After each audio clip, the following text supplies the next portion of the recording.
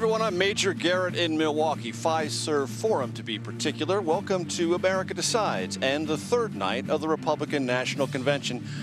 If you're going to watch with us, I want you to be prepared for what could be some mild drama. I just want to let you know in the preceding hour, technical gremlins have been roaming all over Fiserv Forum and for some reason have focused a lot of their attention right here on this particular position. So I'm going to hope this microphone keeps working, my headphones keep working, everything flows great. If it doesn't, I promise you, we will fix the problem. We'll be right back with you. But just in case, we've got some gremlins, and the gremlins are kind of aggressive this afternoon. So let's talk about what's going to happen here tonight on third day of the Republican National Convention. It, of course, is JD Vance's big night. The Ohio Republican senator is going to give his first national speech, his introduction to the country, if you will, after being named former President Trump's running mate. Tonight's theme, there's always a theme at major party conventions, Democrat and Republican. Tonight's Republican theme, quote, make America strong once again. The focus, as you might imagine, on foreign policy and national security. And it comes after the U.S. detected a potential Iranian plot to kill former President Trump.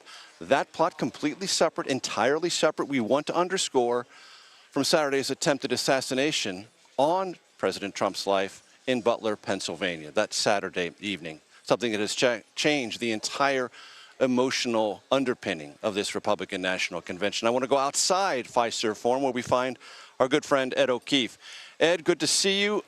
Your anticipation for this evening, it is quite clearly going to be a moment for JD Vance not only to introduce himself to the country, but to explain just how closely aligned he will be with the Trump agenda. Yeah, a lot for him to do tonight in a short amount of time. First of all, introduce himself to a country that's still trying to Google through the facts about him and maybe catch up on his book or the movie. Introduce his wife, a very accomplished attorney herself, and their children and their life story. As you said, explain where he now aligns with former President Trump after so vociferously critiquing him during the 2016 campaign and declaring himself a never-Trumper. What is it specifically about the Trump presidency that turned things around for him? I'd love to get an explanation for that tonight. And then does he take on the traditional attack dog role that so many running mates normally do, calling out the incumbent administration or the rival team for whatever it is they're doing wrong and that they would do right?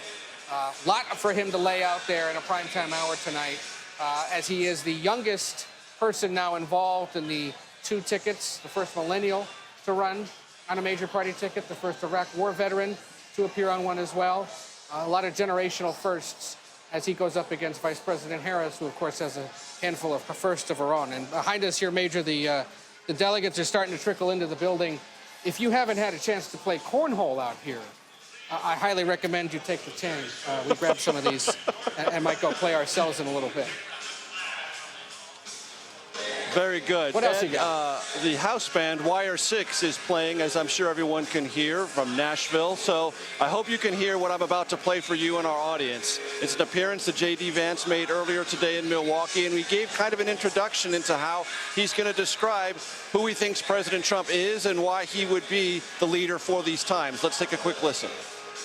As soon as I knew he was okay, I felt relief, and then I was like, I cannot believe an assassin tried to take down the President of the United States. I was mad about it. Was he mad and angry? He called for national unity. He called for calm. He showed leadership, my friends, that the media keeps on saying they want somebody to tone down the temperature. Well, Donald Trump got shot, and he toned down the temperature. That's what a real leader does. Ed, I'm going to offer this prediction. If JD Vance says something like that tonight, it will come close to bringing down the House. Probably would, and it would signal that they're really trying to build anticipation to a different kind of message from Trump himself tomorrow night. This will be the first time he gives extended remarks since the assassination attempt. Does he indeed try to strike a different tone? That is what Vance is now inviting by saying that. And that, of course, helps build intrigue heading into the big night when the nominee takes the stage. So, but also a signal there that while he says Trump's going to try to play it cool, perhaps Vance himself will continue to bring a little heat, as, again, the running mate traditionally does. And, Ed, the theme tonight, as I mentioned, national security, foreign policy. and the umbrella terminology against the Biden White House would be weakness. You cover the White House on a daily basis. You're not speaking for them, but from their orientation to this long-standing charge from Republicans, what does the White House say? They would say a few things. One, the war in Afghanistan, which was unpopular and should have been ended much sooner, has ended. That it ended in a chaotic and deadly way is unfortunate, but also emblematic of what war is and can be. And they acknowledge that remains a real big dark mark on their record over the last 3+ years. They would also say that they're doing their darndest to make sure that there is eventually, and pretty soon, hopefully, some kind of a ceasefire agreement between Israel and Hamas. And the president can definitely bring the receipts in terms of how much time he has put towards making sure that those parties continue talking to each other, deploying officials on his team to help make it happen. There is another round of talks underway right now. We'll see if there's any progress to report there. And then, of course, the big one that the president can't seem to go a few sentences without mentioning, is NATO. The idea that the world's largest military alliance is only stronger now in the wake of Vladimir Putin's invasion of Ukraine, that they believe American support for the war and for NATO more broadly remains, and that kind of engagement to stop authoritarian regimes is required of the United States in the 21st century if democracy is going to continue. They would argue, and they will, and they have been already, that guys like JD Vance in the Republican Party are trying to pull back, and that would be dangerous for the world and for the United States. Outside Fiserv Forum for us, Ed O'Keefe, thank you very much. I want to go now to Caitlin Huey-Burns. Caitlin is coming to us from the podium just off, well, it's a podium position just to the side of the main stage. Caitlin, I want to play for you before I get to a question, something we heard from former UN ambassador to the Trump administration. People forget that, Nikki Haley last night. Let's play that soundbite. I'm here tonight because we have a country to save. And a unified Republican Party is essential for saving her. Caitlin, your reaction to that appeal for unity from Nikki Haley, and how much do you think that might have, to use an old cliched term, moved the needle? Major, good to be with you. So I'm at this podium position, as you mentioned, and this is exactly where I was sitting last night when Nikki Haley took the stage. I'm to the right of the stage, so I can see her, but also the audience when she comes in. And remember, as we were talking about yesterday, this is a Republican Party base very averse to Nikki Haley. This is not a receptive crowd, and her campaign was an acknowledgement that this is no longer really her Republican Party. But Major, the crowd was very receptive to her message last night, because she came out from the onset and said she's making no qualms about it. She's endorsing Donald Trump. You played a little bit of sound. That was her overarching message. But earlier we had heard from Florida Governor Ron DeSantis kind of offering that red meat to the base. Nikki Haley's argument was that, yes, the party needs to unify, but the party also needs to expand beyond its base. And a lot of what she was saying, Major, too, I think reflected a lot of the voter conversations that you and I and our colleagues have been having, that very few Americans right now are happy with the choices that they have. They complain to us about it all the time, and perhaps rightfully so. But her argument last night, I think, was also a message to those voters. Hey, look, you may not like these choices. I may not like these choices, but elections are about choices, and I've made mine. And I think that has the potential, perhaps, to speak to those maybe Republican-oriented voters who haven't yet come to Trump's camp.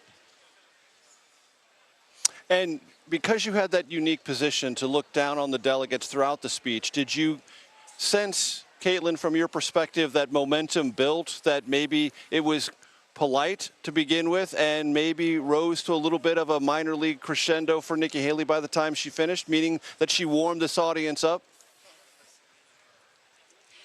Earlier in the night, it was interesting because Ted Cruz was on the stage, and remember his speech in 2016 where he told the convention to vote your conscience. I think a lot of people were, kind of waiting to see exactly what Nikki Haley would say, and there was a sense of relief as she as soon as she kind of got that off the bat, that, okay, this is not going to be that speech. And there's also been a theme of this convention, Major, which is that we've heard from a lot of critics of Donald Trump.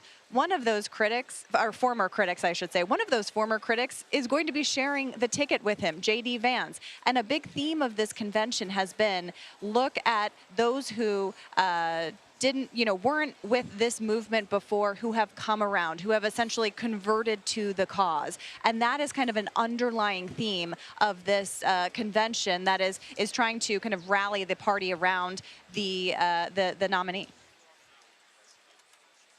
Yes, the leader of the movement is former President Trump, and the movement is bigger than any other single Republican critic. That was proven in the primaries. It has been proven even more vividly here at the Republican National Convention. Caitlin Huey-Burns, thank you so very much.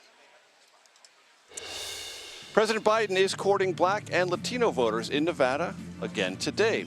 Next, Missouri Democratic Congressman Emanuel Cleaver joins us. You are streaming America Decides.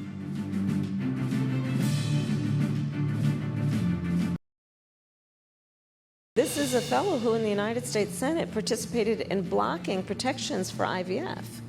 This is an individual who has said he is for a national and has made every indication that he is for a national abortion ban.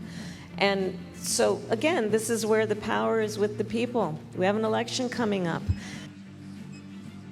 That was Vice President Kamala Harris reacting to JD Vance, the Ohio Republican senator, being added to Donald Trump's presidential ticket as the running mate. I want to bring in Missouri Democratic Congressman Emanuel Cleaver, who joins me from Kansas City, Missouri, one of my favorite places in America, as a proud graduate of the University of Missouri. Congressman, it is great to see you.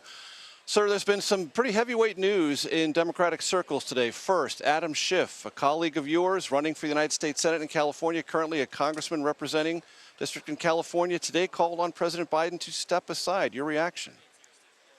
Well, I have an enormous amount of respect for Representative Schiff. I'm, in fact, one of his big fans, and I've actually said that to him, as is members of my family. But I think I've said it many, many times, and it is a truth that cannot be pushed out of the way, and that is that unless Joe Biden decides himself that he's not going to run, all of the major figures in the Democratic Party can ask him to leave. And if he doesn't want to leave, there's no way to get him out. He is the delegate. He is a presumptive nominee for the Democratic Party for the November election. That's the way it stands right now. And if we keep hanging out here in the forest of indecisiveness, we're going to make sure we lose. I think I'm very much concerned. Look, not to decide is, at least in this case, a decision. And so we're hanging up here. We got to make a decision. We got to make a decision. We don't.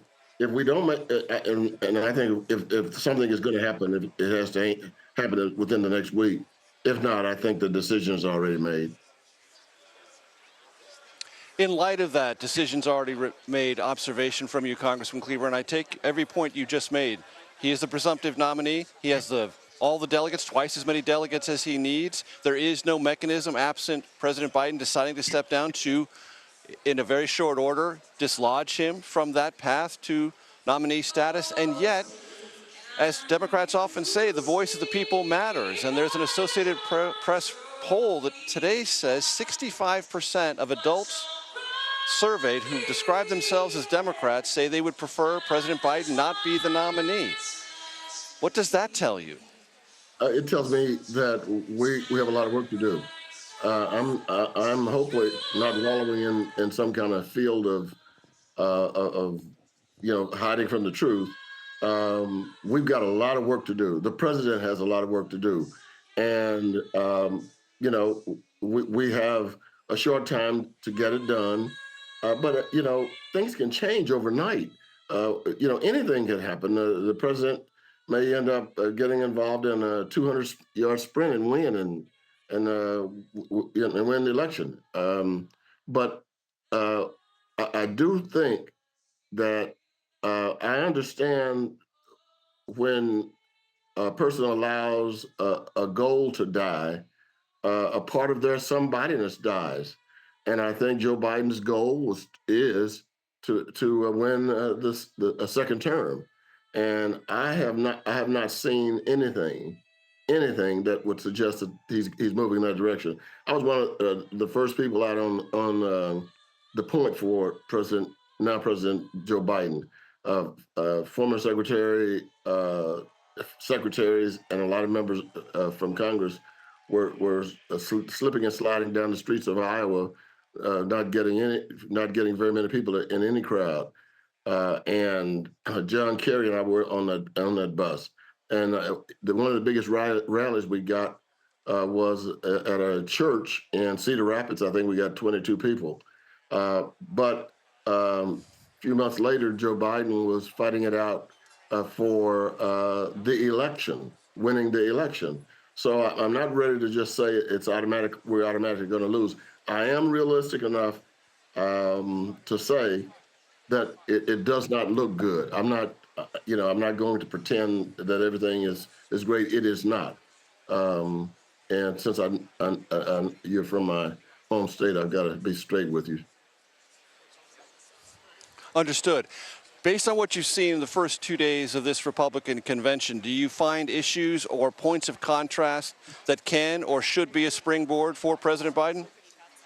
Oh, my goodness, yes. I think all of the talk that is going on about the news media lying on President Trump, I keep hoping somebody will say to people who make that comment or issue that statement to start naming the things that the media lied about. I'm at a loss, and I think probably millions of Americans would love to know what the media is lying about, and because that could change people's mind, and Trump's numbers may go up if they say, well, he never said that that people coming across the border were vermin. They could say they could really put a great campaign together saying that the news media is in cahoots with the Democrats, and those of us who've been around know that the news media, unfortunately for us, sometimes is not in anybody's pocket, and that's just one of the things. I mean, those 28 lies are still 28 lies, and calling it the truth is not going to change the fact that it is still a lie.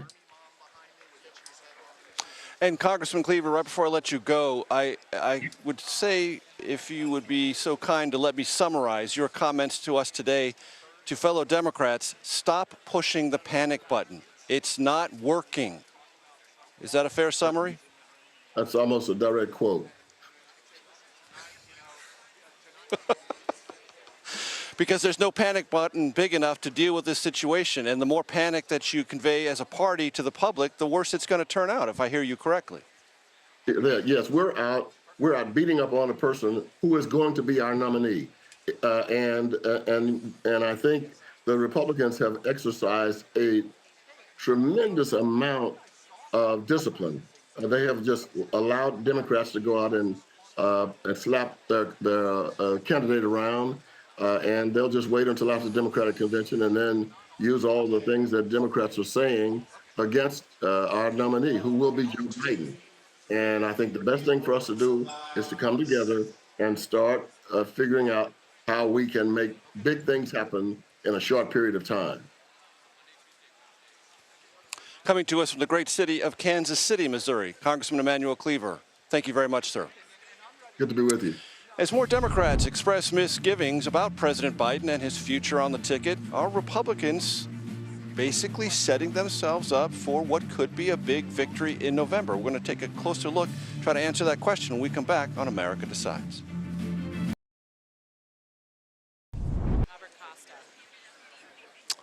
Welcome back to America Decides and our continuing coverage of the Republican National Convention live from Fiserv Forum here in Milwaukee. I told you about those gremlins. Mark my words, they're still menacing.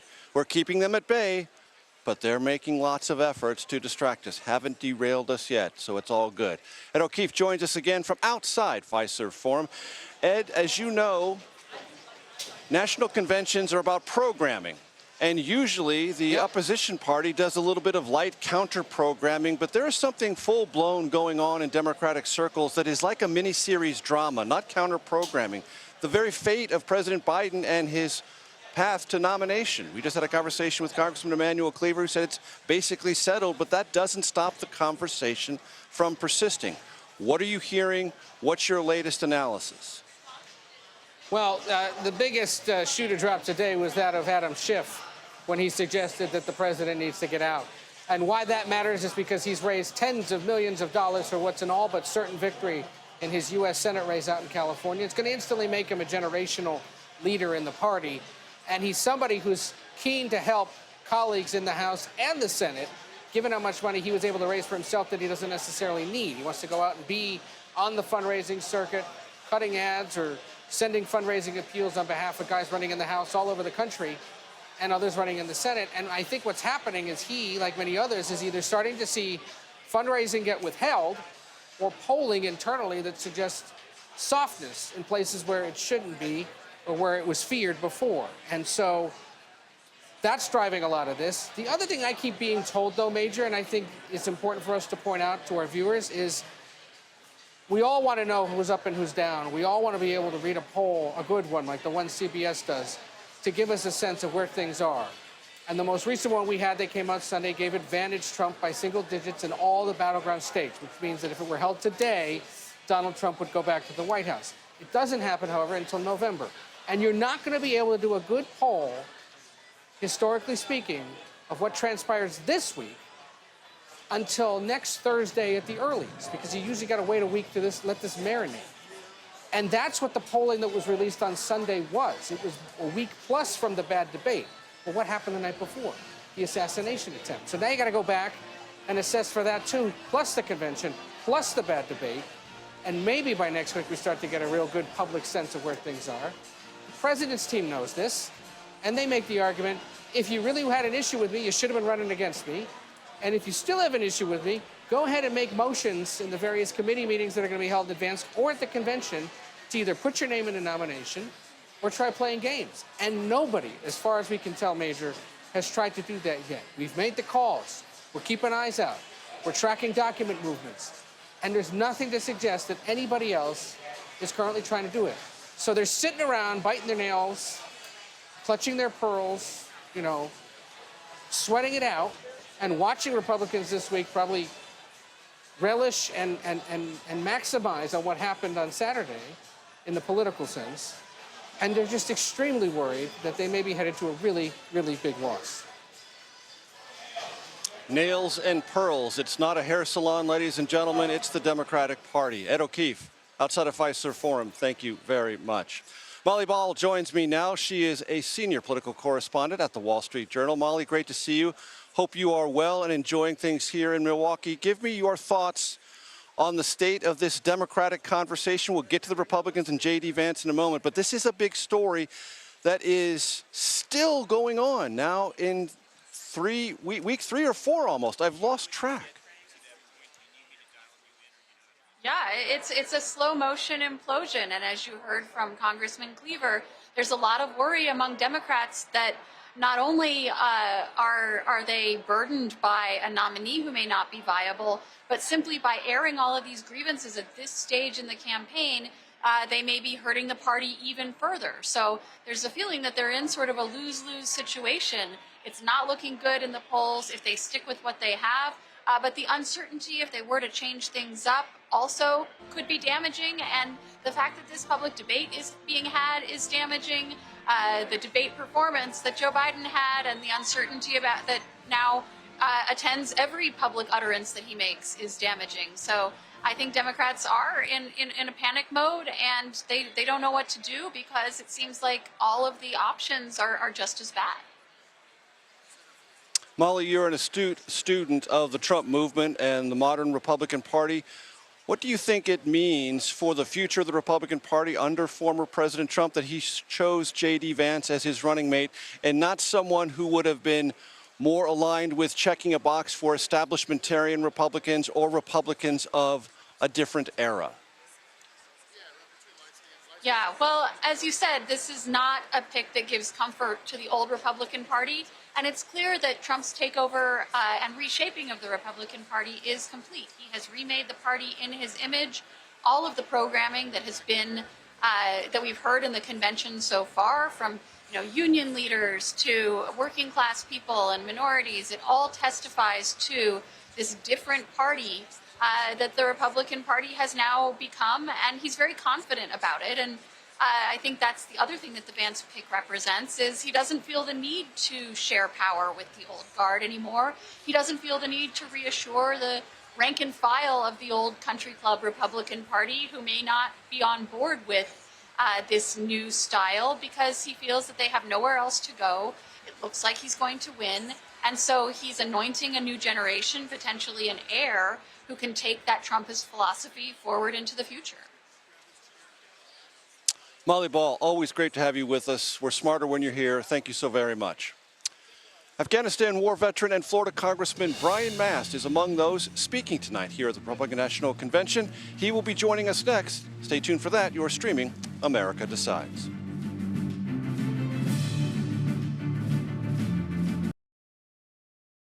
Our enemies do not confine their designs to between 10 a.m. and 4 p.m. America cannot afford 4 more years of a weekend at Bernie's presidency. There's a cycle to primary presidential politics. There's no love lost in the primaries, lots of difficult rhetoric between challengers to anyone. And of course, that was true this year. Republicans and former President Trump, they're competitors, and they passed it back and forth rhetorically. But last night, of course, several of his vanquished rivals came on the stage here at the Republican National Convention. Among them, Florida Governor Ron DeSantis, former U.S. Ambassador Nikki Haley. They called for their party to unify behind nominee former President Trump. I want to bring into our conversation here at the convention Florida Republican Congressman Brian Mast. Brian, it's great to see you. Thanks for joining us. Thank you. Current Republican Congressman. Current, what did I say? Former. Really? I apologize for that. Current Congressman. Yeah. Good standing. Also chairman of Veterans for President Trump. Correct. First thing I want you to establish for our audience, you're going to be speaking later tonight in the program. Explain your role in the United States Army, the injuries you suffered, because when you come on stage, many Americans who do not know you well will see something that may not expect. I was injured in Afghanistan back in 2010. I was a bomb technician, or EOD.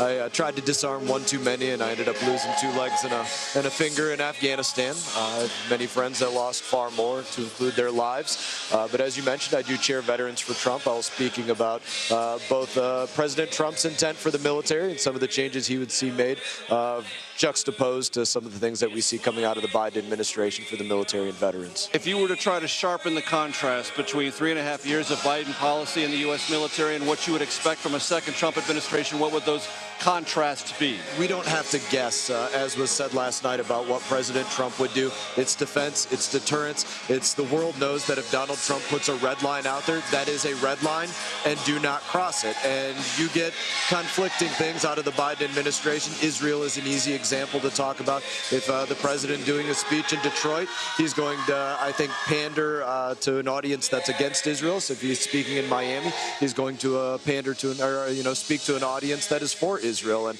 you see constant conflicting messages out of him. Out of President Trump, you will get a yes is yes and a no is no.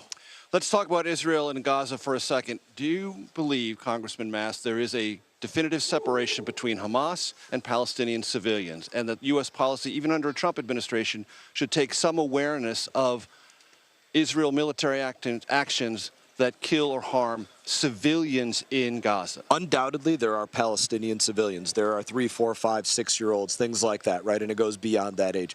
But nobody should be loosely using the term Palestinian civilian, because there are Palestinians, what people would call Palestinian civilians, and they just call them that because they're under the age of 18. But there are many fighters under the age of 18. They'd call them that just because they're females, but there are many fighters that are females. They'd call them that just because they're over the age of 45, but there are fighters over the age of 45. Many that were, across the gambit of these ages and sexes and you name it, that were digging tunnels or drive trucks that are transporting rockets or other munitions, or the list goes on and on. Just because they're not wearing a black hood and a green bandana does not mean that they're just an innocent Palestinian civilian. And that's unfortunately what you'd like to see a lot of the world saying right now. Talk about China in the conversations I've heard, not just the typical conversation about China as a threat to U.S., but I've heard several Republicans talk to me about China and artificial intelligence and the imperative for the U.S. to be prepared for that quote-unquote arms race. I'd like your thoughts on that. You know, look, it's AI, it's hypersonics, it's China building transoceanic militaries, which has the, exact purpose of being able to transport their military across an ocean to bring them to other places. All of these threats weigh in with one another. What's going on in space. President Trump created a space force. He was looking into the future for what those threats would be there. And I think, again, this is what you get out of a Trump administration. You get an anticipation of what will be needed in the future. You get, again, your yes is yes, your no is no, which is the strongest thing that you can have in foreign policy. Those foreign leaders, all of their intelligence agencies, they don't have the luxury of being able to gaslight the leaders of their nations. They are very serious with their nations when they say, President Trump will do this, or Joe Biden will do this, or, the list goes on and on. They don't get to gaslight their leaders. They have to assess the truth, and they know Donald Trump means business. Florida Congressman Brian Mast, chairman of Veterans for Trump. Appreciate your time. Thank you very much. Thank you for the question. Good. JD Vance is set to share his story with America Night. It's a big, big event. He's going to give his first speech to a national audience right here at the Republican National Convention. What we might expect to hear from the former president's running mate right here in Milwaukee. That's next. You're streaming America Decides.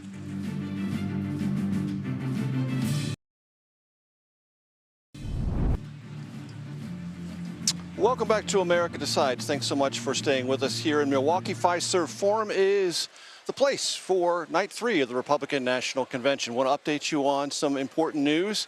Of course, JD Vance has been named as former President Trump's running mate. And as is important in a situation like that, just this afternoon, JD Vance has received and will continue to have around him Secret Service protection. That is a standard protocol, but even standard protocols in the aftermath of the assassination attempt on former President Trump Saturday takes on larger significance. Our Robert Costa joins us now from the convention floor. Robert, always good to see you.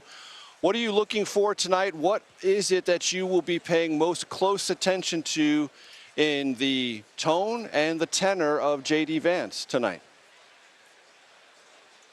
Major, I'm going to answer that with a bit of reporting that's not really been discussed in a lot of the previews of Senator Vance's speech. Yes, we of course expect to hear about his upbringing in Southern Ohio. Of course, we expect to hear about his military service, about the times that led to him writing Hillbilly Elegy. But what I'm really going to actually be listening for is, does he underscore his own position on economics, in particular antitrust policy?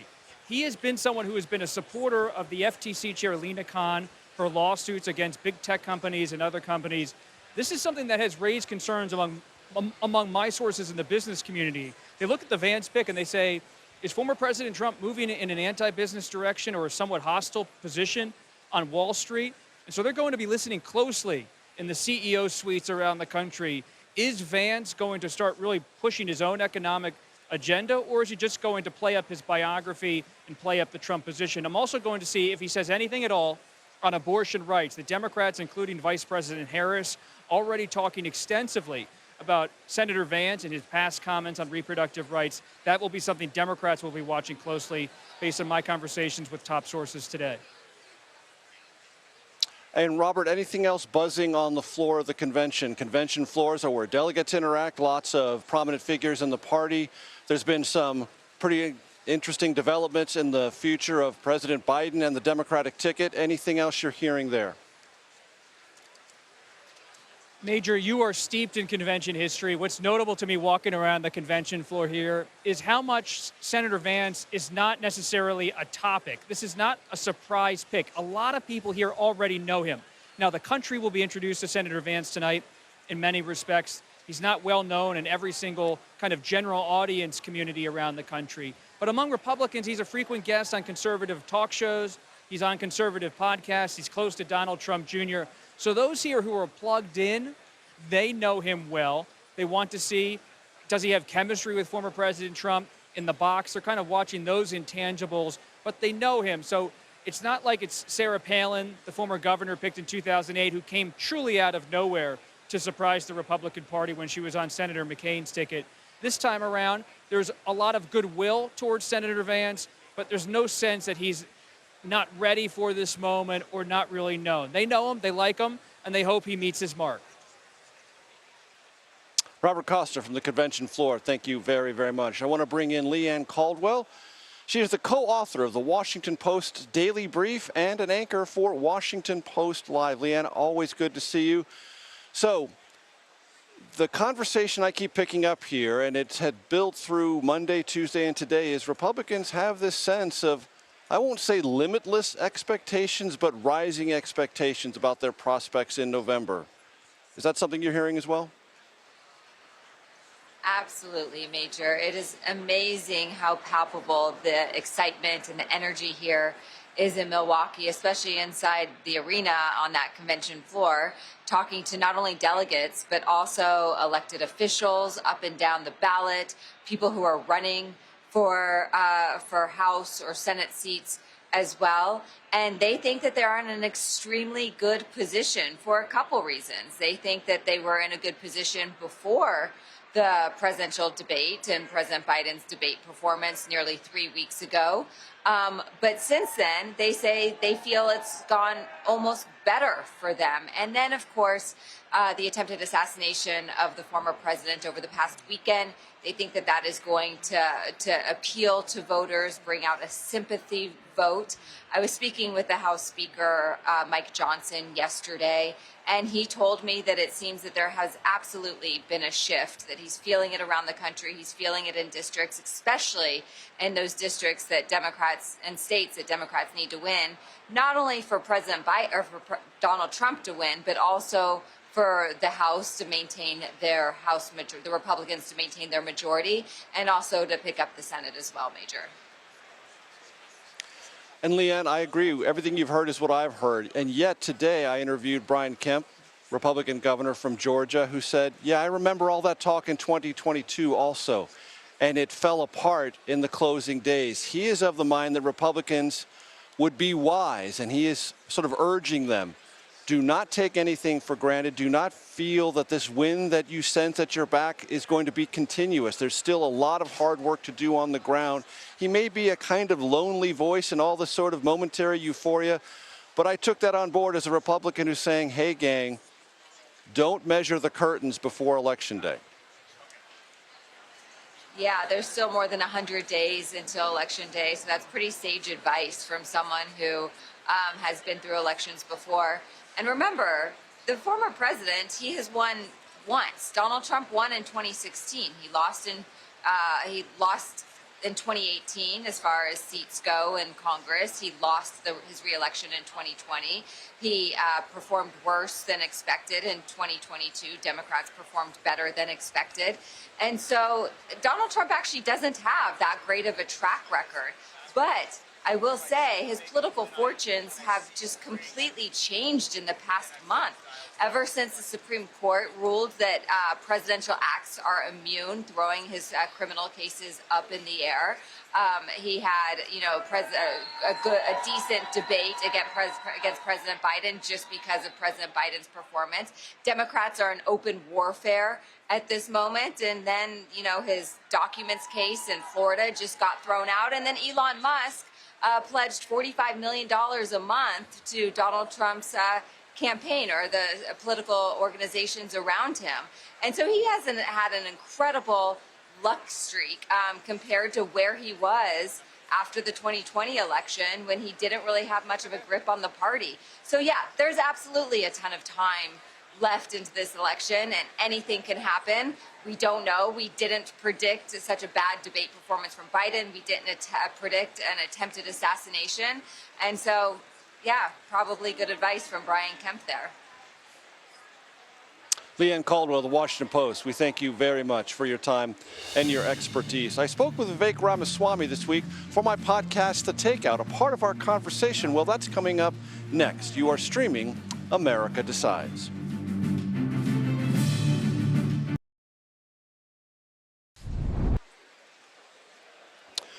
Welcome back to special America Decides coverage of the Republican National Convention right here in Milwaukee. Earlier today, I spoke with former presidential candidate Vivek Ramaswamy for my show, The Takeout. about JD Vance and the state of the presidential race. You went to school at Yale with JD Vance. I did. Tell my audience something that they may not know if they do the quick Wikipedia search of JD Vance.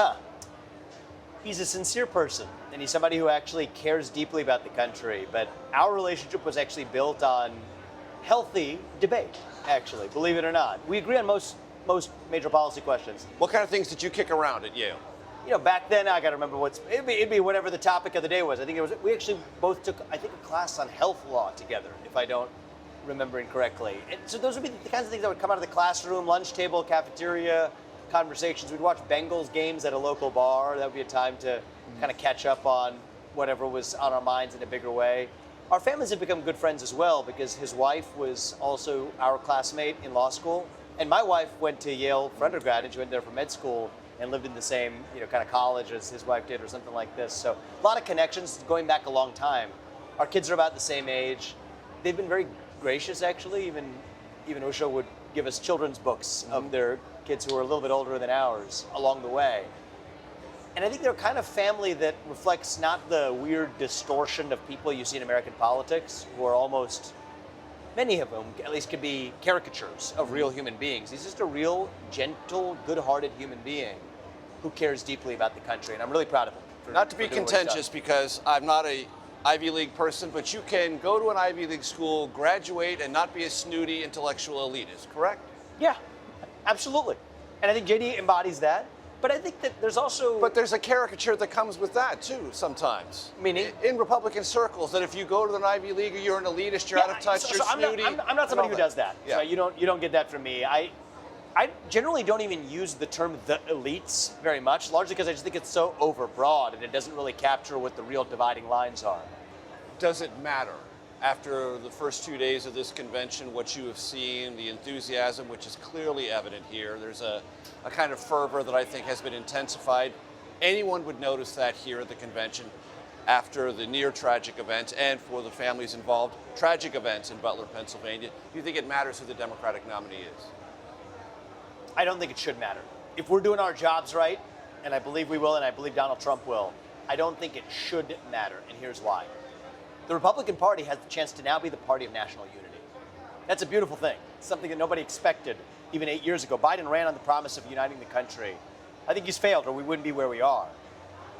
But the more we focus, as I see us doing here, on who we are and what we stand for, not just as Republicans, but as Americans, the less relevant it becomes which puppet, if I may call it that, which puppet they put up to carry out their agenda. And the reality is that's going to be good for not just the Republican Party, but good for the country. And I think we have an opportunity to do something of a scale that Ronald Reagan did in the 1980s. It's been a generation since we've had that type of unifying event in an election. I think 2024 could be that year. What is in the future for Vivek Ramaswamy? Jim Banks said recently that Governor Mike DeWine should appoint you to the vacancy that if the Trump-Vance ticket is elected, will be created in the United States Senate in Ohio?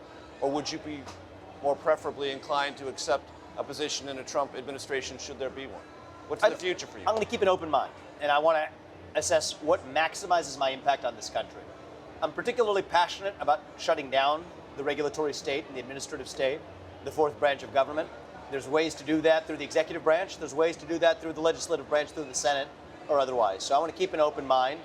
I'm grateful for the interest that not only Republicans, but people across this country have had in my future and how I'm going to be able to serve the country. That does it for me, at least for now. I will be back at 7 p.m. Eastern. CBS News 24/7 will bring you continuous coverage of the Republican National Convention right here from Milwaukee. One other note, America decides 1, technical gremlins 0. The Daily Report with John Dickerson, that starts right now.